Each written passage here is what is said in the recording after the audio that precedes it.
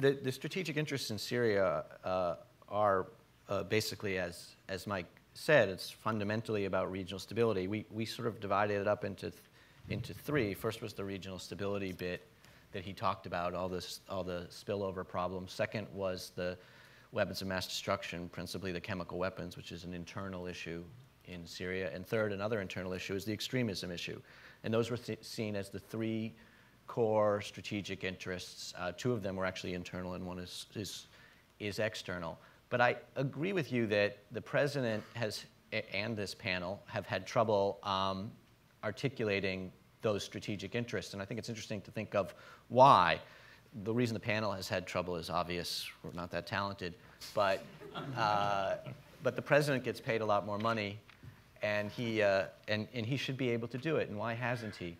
I think that the reason that he's had a problem is because within our political culture, if as president you articulate a strategic interest, you're expected to accomplish it. You're expected to satisfy it.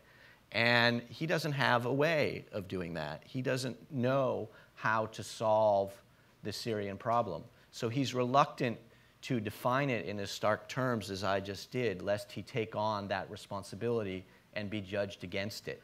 And this is, I think, a core problem with American policy in a sort of age of relative decline, which is that we have within our political culture a sense that we are omnipotent, but we have within our presidency a sense of limits.